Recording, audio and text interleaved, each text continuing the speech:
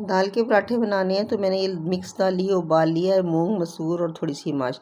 इसमें हरा मसाला डाला है, पुदीना, प्याज, बारीक कटी हुई प्याज और बारीक ही कटी हुई हरी मिर्चें, ये सब मिला ली। उबली दाल में नमक मिर्च और हल्दी डाल के मैंने उबाला हुआ था और थोड़ी सी प्याज भी इसमें डाली थी। अब इसमें डालना है हरे मसाले के बाद खुश्क मसाला।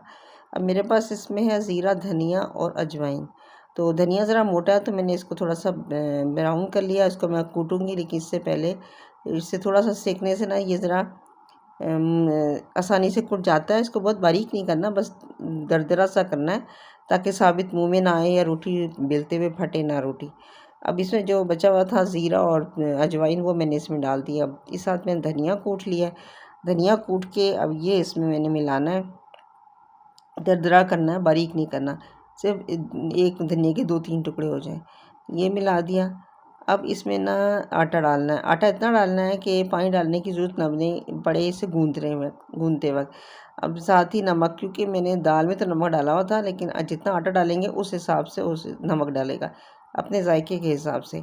अब इसमें कोशिश होती है कि पानी ना डले, जितनी दाल है वो इसी में गूंजे। अगर थोड़ी बहुत पानी डालने की ज़रूरत पड़े तो बहुत थोड़ा पानी पड़े ताकि पराठे ज़्यादा मज़ेदार बने।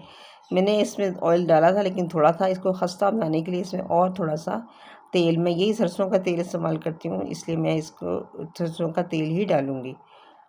इसमें आपकी मर्ज़ी है, अगर आप इसे बनास्पति घी से बनाएंगे तो ज़्यादा खस्ता बनेंगे, लेकिन मेरा सेहत के रेफरेंस से मैं इसमें ना सरसों का तेल इस्तेमाल करती हूँ। ये आटा गूँध के तैयार हो गया, थोड़ी देर के रखना है। साथ चटनी बनानी है तो लहसुन, मिर्चें और पुदीना लेके मैंने इसको कूट लिया और साथ जितने में चटनी बनी इतने आटा ठहर गया। अब एक रोटी बेली, डाली, दोनों तरफ से सिक गई।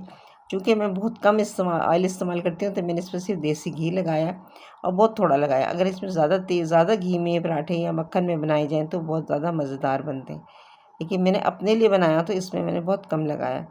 अब ये मेरा पराठा बनके तैयार है। साथ मैंने चटनी भी बना ली। इसके साथ मुझे ये चटनी, अचार और दही से खाना दाल के पराठे पसंद है।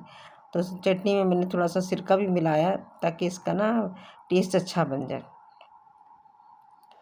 बिल्कुल ज़रा सा सिरका, फ्रूट विनेगर हो तो वो डालने, नहीं तो जिसको पसंद नहीं है तो ये सिंथेटिक विनेगर भी थोड़ा सा डाल लें। अब ये मेरा पराठा बन के तैयार है। इसको मैंने खाना है चटनी के साथ, अचार के साथ और दही के साथ। मुझे इस तरह ही अच्छा लगता है।